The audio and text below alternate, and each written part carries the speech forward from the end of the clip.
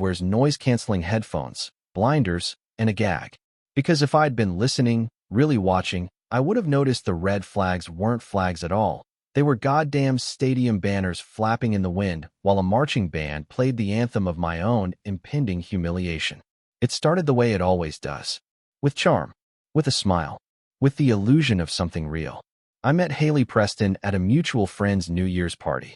She wore a black velvet dress, red lipstick, and a gaze so disarming it could drop a room full of men to their knees. I was just another fool in line, apparently. I didn't know it then, but Haley came from money. The kind of money that doesn't trust outsiders unless they come with NDAs, blood tests, and a background check. I was none of those things. Just a self-made guy. Architect.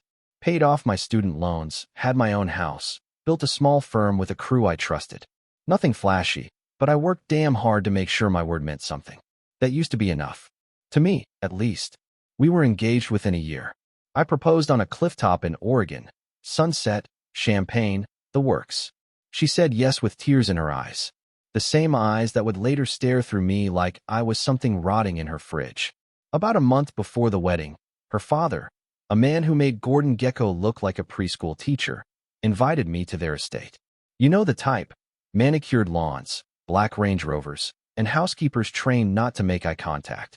He poured me a glass of whiskey I didn't ask for and slid a leather-bound folder across the table like he was offering me a truce or a trap. "I'm sure you understand," he said. "Family assets, inheritance, blah blah. Just standard procedure." Inside was the prenup. Ironclad. Thick. Smelled like fresh ink and betrayal. Most of it was what you'd expect.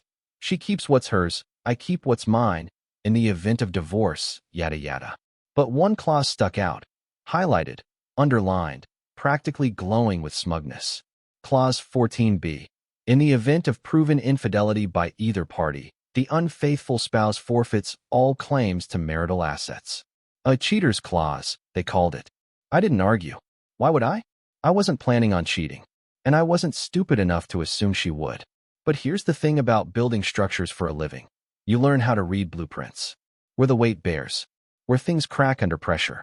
I took that clause and rewrote it with one tiny addendum in the margins, barely a sentence, notarized separately, filed with a backup copy I kept in my company's vault. All exceptions to Clause 14b must be evaluated using evidence submitted at the time of hearing. In case of dispute, supplemental visual documentation shall be admissible for independent review. Haley signed it. Probably didn't even read it. Fast forward 2 years. The footage hit me like a sucker punch to the ribs. 7 masked men. My wife in the center of it all, laughing, moaning, a crown on her head that said Queen of the Night. It wasn't just cheating, it was performance art. A parade of depravity dressed up as liberation. And she didn't even bother hiding it.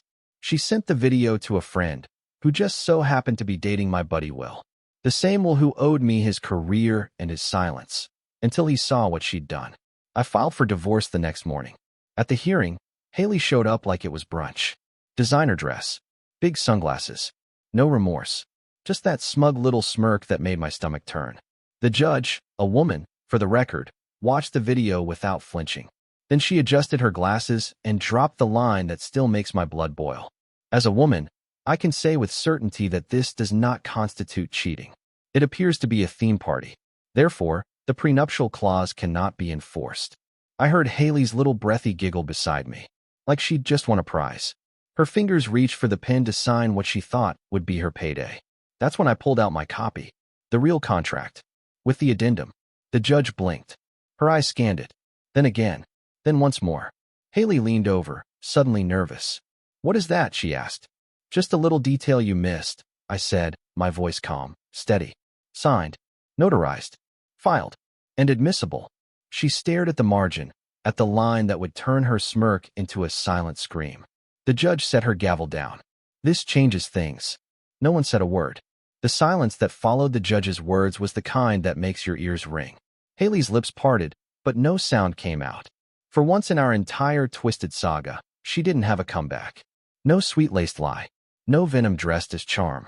She looked at the paper again, my copy of the prenup, like it had betrayed her. Like paper had chosen sides. The judge tapped her pen thoughtfully against the bench. "Mr. Foster, she said, my name, clean and sharp in her mouth. This amendment does appear valid. It bears your wife's signature and a notary seal dated the same day as the original agreement. It explicitly states that video evidence may override subjective claims about intent. In other words, theme party or not, Haley was toast.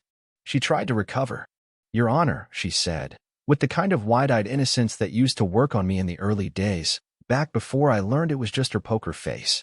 This is a misunderstanding. That video was taken out of context. It was a performance piece for a private art collective. The judge tilted her head, unimpressed. The video shows you engaging in explicit acts with multiple men. Masked or not, I don't believe a reasonable person would interpret that as non-sexual. Haley's lawyer, some overpriced sleazebag named Carrington, leaned in, whispering frantically in her ear. His face was sweating now. I could almost smell the panic. Let me tell you something about people like Haley. They thrive in the gray, the murky spaces between ethics and loopholes. But when the lights flip on, when the evidence is ironclad, they fold faster than a cheap lawn chair. And now? Now it was my turn to watch her unravel. I didn't gloat, didn't grin. Just sat there in my tailored suit, nothing flashy, just clean, solid, deliberate. Letting the truth speak for me. Letting the look on her face do the celebrating. Her mouth twitched. This is a setup.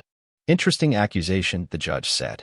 You're claiming your husband lured you into an orgy so he could invoke the prenup clause? I didn't say that, she snapped, then caught herself. Too late. The judge leaned back in her chair and removed her glasses.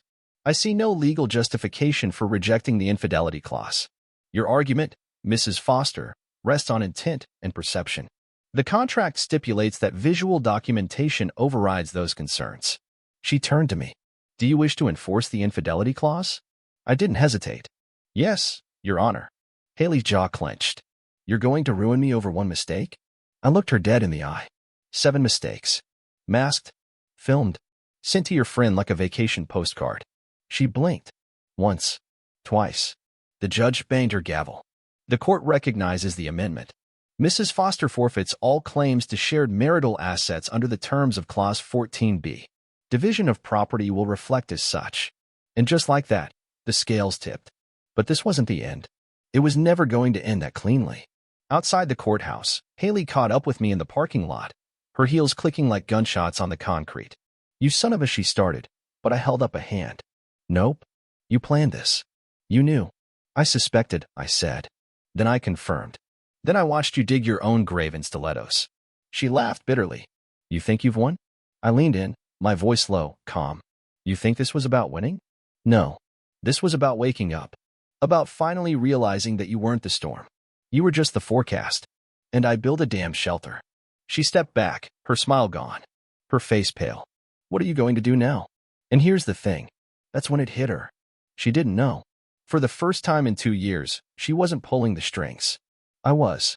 I didn't drive home right after the hearing. Instead, I went to the house I designed, the one Haley used to call ours, and parked across the street like a stranger. The same house she once decorated with Pinterest boards and boutique furniture, paid for with my savings while she chased clout in influencer cocktail lounges and networking events that conveniently had no guest lists. The house was mine again now. Legally. Emotionally? That was going to take more time. I watched as the sun dropped below the tree line. Watched the shadows stretch across the roof. The front porch still had the hanging fern she insisted on watering with imported spring water. The irony.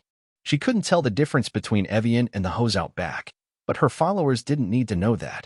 You might think I should have felt some triumphant surge, some moment of victorious bliss. I didn't. What I felt was clarity.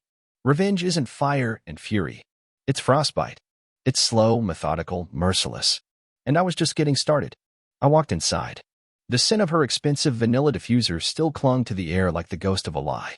But it didn't bother me anymore. That smell used to mean love. Now it meant leverage. Upstairs, in the closet, I found the shoebox where she kept all the little keepsakes, Polaroids, notes, ticket stubs from concerts she pretended to care about. One of them still had my handwriting on it. For the life we'll build. Brick by brick. Yeah, that aged well. I tossed the whole box in the trash. Then I pulled out the real prize, my backup drive. You see, while Haley was busy curating a lifestyle brand built on filters and deception, I was curating something else, a digital archive of everything she didn't want public. Receipts. text messages, calendar entries that didn't line up with her location data. She forgot I handled our home's network security. I saw every device that connected, every app she opened, every midnight call to unknown number that conveniently always happened while I was pulling late hours on site. And let's not forget the footage. The original video of the infamous theme party was just the tip of the iceberg. The backup copies lived in encrypted folders named after boring architecture files, stuff she'd never opened in 1,000 years. You'd be amazed how many people don't password protect their infidelity. She made it too easy. I sent 3 emails that night. One to my attorney, attaching every shred of digital proof we hadn't used in court. Not because I needed it anymore, but because I wasn't done yet. One to her father. Subject line: in case you're reconsidering your daughter's credibility. No message. Just attachments. And one to Bryce. Bryce was Haley's stylist friend. The one who posted shirtless thirst traps and always commented under her selfies with things like, "Wifey is SLYNGG. Cute, right? Except his location data showed him at our house 4 separate times while I was logged in at client meetings miles away. Did I confront him? Nah. I just sent a video of him entering our back door, figuratively and literally, with a timestamp and the caption: "Next time, wipe your feet." Within 10 minutes, he blocked me on every platform. Guilty conscience moves fast. Back at the house, I sat on the edge of the bed, the one we used to share. And it hit me how much time I had wasted trying to be the man she told me she wanted. You want to know when a man really wakes up? Not when he's lied to. Not when he's cheated on. It's when he realizes the game was rigged from the start. And that the only way to win is to change the rules. Haley called me that night. I let it ring once. Twice. Then I picked up. Not because I wanted to hear her voice. I just wanted her to hear silence. "Is this how it's going to be?" she said. I didn't answer. "You really think you're better than me now?" I stayed quiet. Then she said it. The one line that told me everything I needed to know about who she truly was. "You'll miss me eventually." They all do. And I just laughed. Not loudly. Just enough that it made her pause. Then I hung up. She didn't call back. Because deep down, she knew. I wasn't one of the they. The thing no one tells you about betrayal is that it echoes. You don't just lose the person who stuck the knife in. You start questioning everyone who watched and stayed silent. 3 days after the ruling, my phone buzzed with a number I hadn't saved, but I knew exactly who it was. Jason Foster. "Jason, this is Linda Preston, Haley's mother."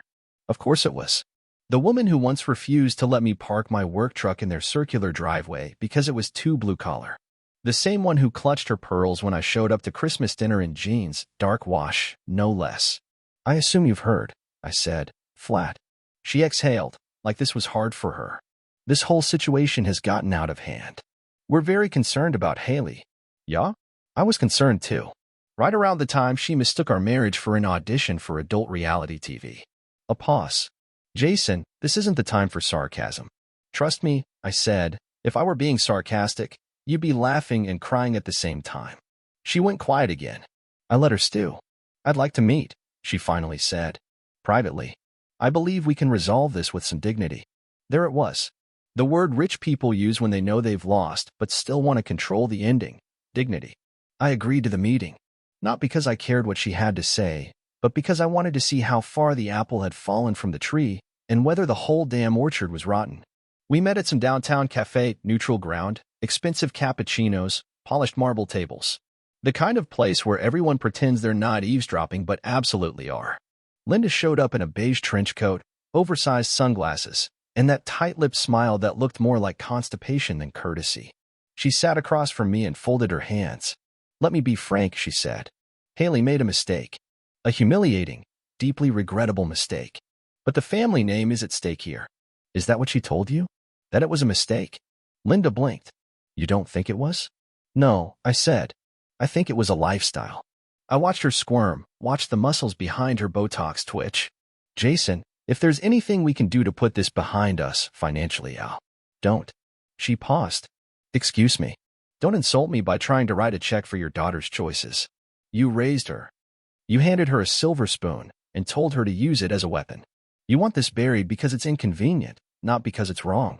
She sat back, offended. "Good. Let me ask you something," I said. "That clause in the prenup, the cheaters lose everything bit. That was your idea, wasn't it?" She didn't answer. "Yeah, thought so. You didn't think it would apply to her, though." "Just me." Because in your world, power's not about fairness, it's about foregone conclusions. Linda stood up. I tried to be civil. No, Linda, you tried to manage me. There's a difference. She left without paying for her drink. I left a 20 on the table and walked out into the sun, feeling cleaner than I had in years. Back at the office, I found an envelope waiting for me. No return address. Just my name, typed, sealed. Inside? A flash drive. No note. No explanation.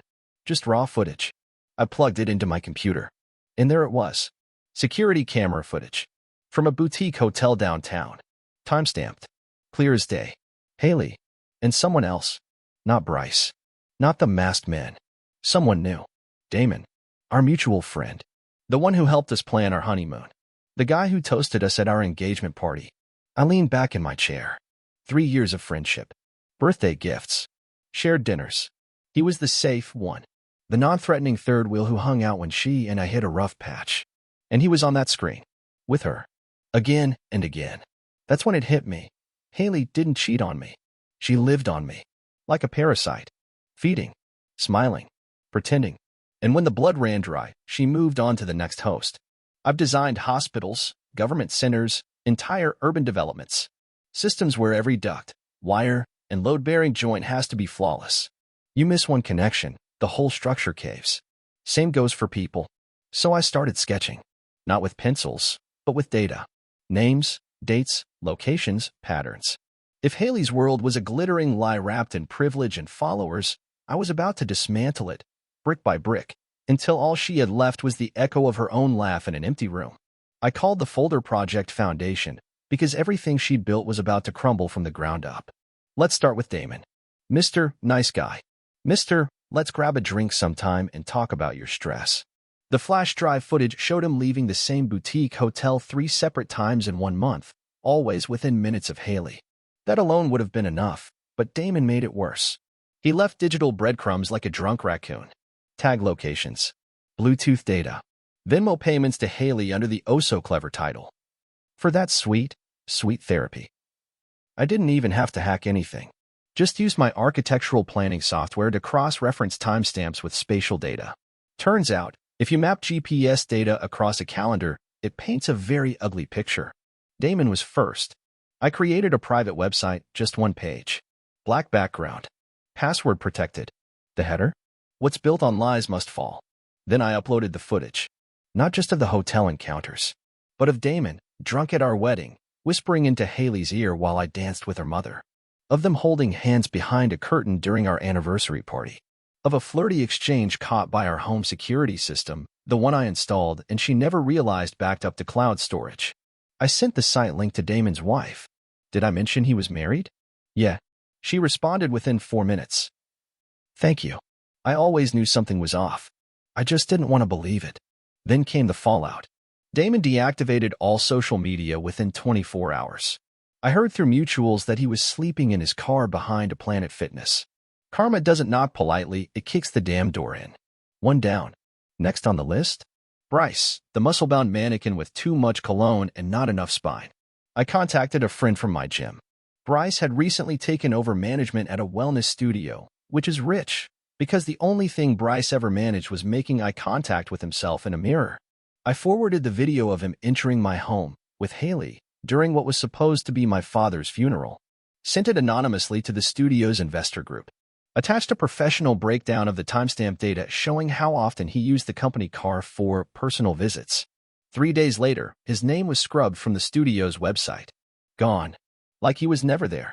I didn't have to touch him. He self-destructed. That's what happens when people mistake charm for character. Pull away the charm, and all you're left with is an exposed nerve. 2 down. But Haley? She wasn't just next. She was the centerpiece. And she had no idea. You see, while she was licking her wounds and leaking crocodile tears to her followers about how the patriarchy weaponized her mistakes, I was building something. A documentary. Well, technically, a presentation. The modern myth of the social wife. A case study. Visual. Subtle. Brutal. It included Haley's rise on social media. Her brand deals. The pattern of trips that lined up a little too perfectly with Bryce's. Her charity gala in Miami, where her GPS pinged from a private yacht 30 miles offshore. The unpaid taxes. The undeclared affiliate marketing income. I packaged it like a TED Talk, complete with her inspirational quotes, followed by real footage that undercut every single one. And guess who I sent it to? Her sponsors. Her agent. The IRS. But the piece de resistance? I leaked it, carefully, to her followers. Posted a Reddit thread under a burner name, titled, "Are we all being scammed by it, Haley Heels?" It exploded. Within hours, there were reaction videos. Think pieces. DMs to me from strangers thanking me for finally exposing that narcissist. Her account lost over 50,000 followers in a day. Brand deals dropped her by the end of the week. She tried to post a tearful apology video. The comments? Queen of consequences. This aged like milk. Kinda poetic, your ex-husband designs buildings, and now he's demolished you. We ride at dawn, Jason. I didn't reply. Just watched. Quiet. Patient. Vindicated. After the sponsors dropped her, Haley tried to pivot. New username. New wellness vibe. Less skin, more soul. Her captions started quoting Rumi. Her selfies got softer, like maybe the filters could hide the rot underneath. Didn't work. See, in her world, image is currency. And I just collapsed the economy. But I wasn't satisfied with just breaking her. No, I wanted to make the people who enabled her squirm. So I turned my attention to her father. Richard Preston, real estate baron, lover of golf, mergers, and pretending his daughter's life wasn't a walking liability. I started digging. Not with hackers, just with patience. Property tax records, court filings, board meeting minutes. You'd be shocked what you can learn if you spend a couple nights reading what rich people never think anyone else has time to read. Turns out, one of Preston Development's most high-profile projects, the Green Valley Urban Renewal Initiative, wasn't as green as it claimed to be. Haley had posted about it constantly, so proud of Dad and his mission to revitalize forgotten communities. Forgotten communities, sure, but revitalized? No. I found reports that the properties had been bought out using predatory short sales. Elderly homeowners pushed out with cash offers that were pennies on the dollar. Tenants evicted. Promises made, then conveniently unkept. Worse, the contractors Preston hired to build the centerpiece condo complex had ties to 3 failed safety inspections. And one of those contractors? Bryce's cousin. What a cozy little circle. So I built a dossier. Timeline. Photos. Testimonies. Financials. A clean PDF package with footnotes and hyperlinks. Like a final project for a professor who grades hard. And then I sent it. Not to the cops. Not to the media. To someone worse. Preston's biggest investor. A real estate trust out of Connecticut, known for having zero tolerance for legal exposure. I don't know what happened behind those boardroom doors, but a week later, Preston Development issued a sudden realignment of its leadership. Richard was moved to emeritus advisor, which is corporate speak for, we can't legally fire you yet, but your access code just stopped working. Funny thing, he never called me, never even tried to threaten me. Maybe he knew I wasn't bluffing. Or maybe, just maybe, he finally realized the only reason I ever signed that prenup was because I believed in his daughter more than he ever did. I wish I could say I felt joy. What I felt was something colder. Finality. Like watching the last brick fall from a wall you spent years trying to patch. But I wasn't done. Not yet. Because through all this, one person had remained suspiciously quiet. Linda, queen of iced tea and toxic civility. The kind of woman who could insult your haircut and make you thank her for the advice. She always played the long game. Smiled when others cracked. Whispered when others shouted. But she'd slipped once. During that coffee shop meeting, she made a comment that stuck in my head. We're very concerned about Haley. She's spiraling again. Again. That one word rewound everything. So I started digging again. Only this time, into Haley's past. School records. Counseling logs. Hospital visits. Some sealed, some public, most buried under generic phrases like mental exhaustion or stress-related symptoms. But one record, just one, painted the picture. 7 years ago, before we met, Haley had a breakdown. Not a yoga retreat kind. The real kind. The one that involved restraints, court-mandated therapy, and an incident with a former boyfriend that ended in a restraining order. And Linda? She swept it under the rug. Paid for silence. Relocated Haley. Had her name wiped from several police databases under the guise of privacy protection. You want to guess the boyfriend's name? Damon. The same Damon she circled back to years later, after the vows, after the house, after the mask started to slip. It wasn't love. It was a loop. A cycle of chaos and cover-ups, sponsored by family guilt and too much money. I reached out to Damon's ex, quietly. She'd gotten the same treatment. A payoff. A hush clause. Only now? She had her own story to tell. And no reason to stay quiet. I didn't tell her what to do. Didn't ask her to leak anything. I just handed her everything I'd found and said, "Whatever you do next, do it for yourself. Not for her. Not for me. Just for you." She smiled. A quiet, broken thing. 2 weeks later, she dropped a podcast episode. Title? When Your Ex Marries the Firestarter. It didn't name names. But oh, did people connect the dots. And Haley? She posted a photo of herself crying in a candlelit room with a caption that read, "Learning to heal in silence when the world only wants noise." She forgot one thing. She was the noise. And I was the silence finally pushing back. I never believed in closure. It's a word people use when they want you to stop talking about your pain, when your heartbreak becomes inconvenient.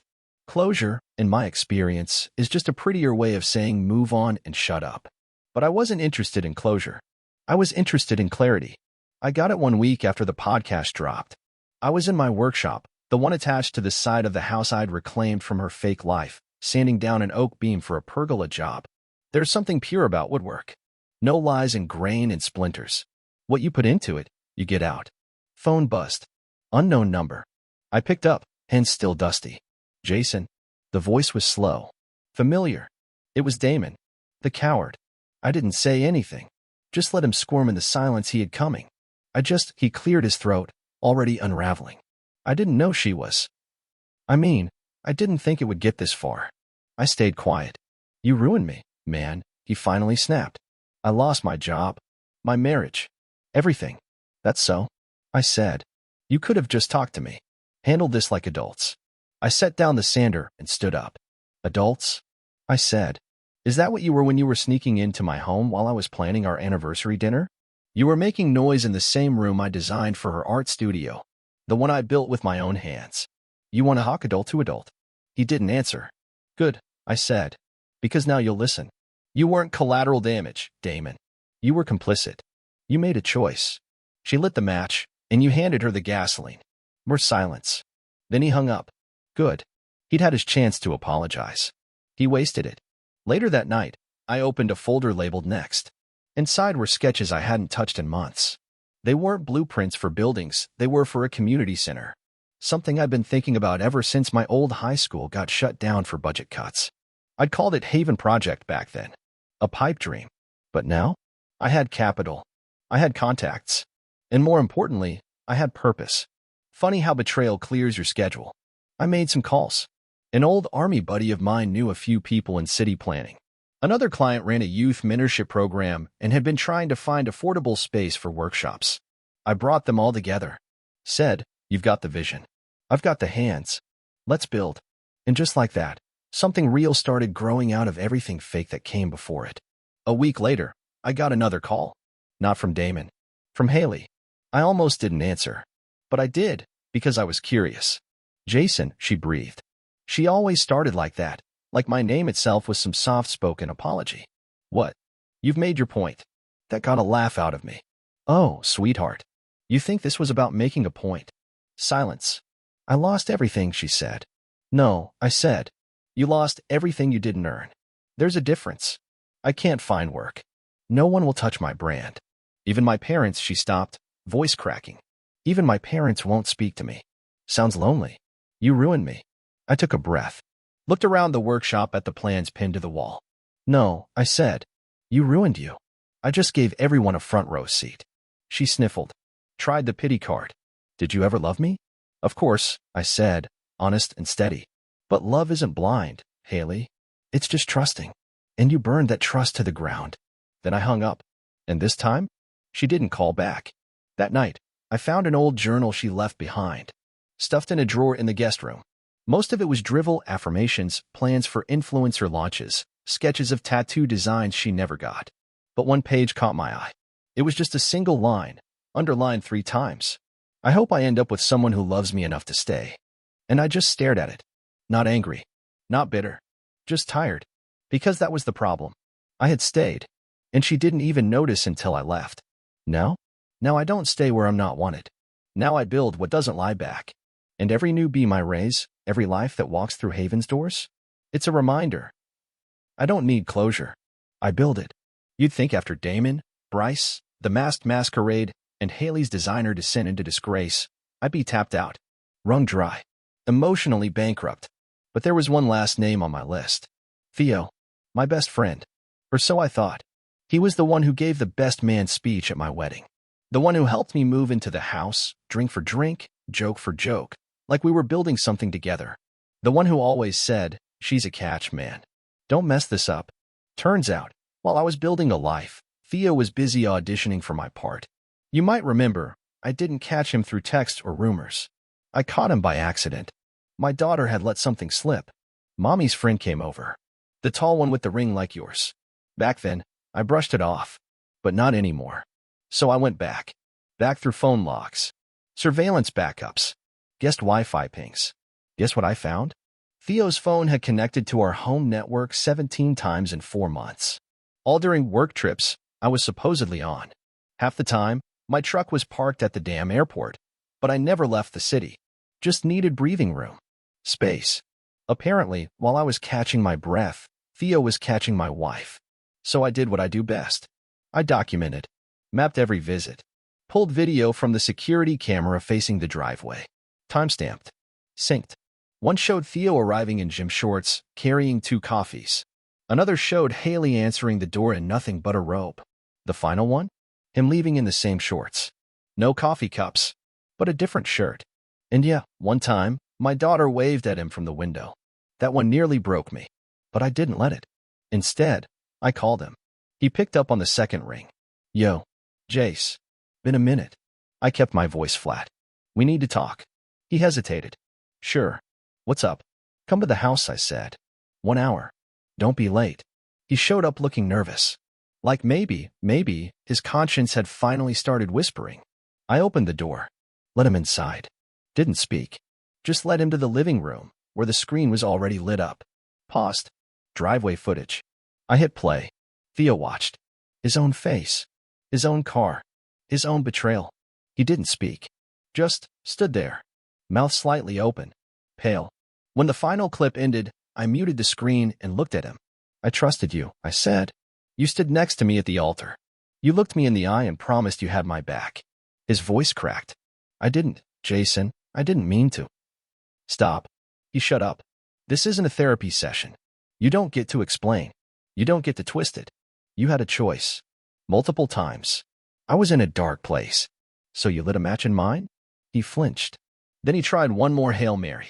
I think about what I did every day. I haven't slept since it happened. I leaned forward.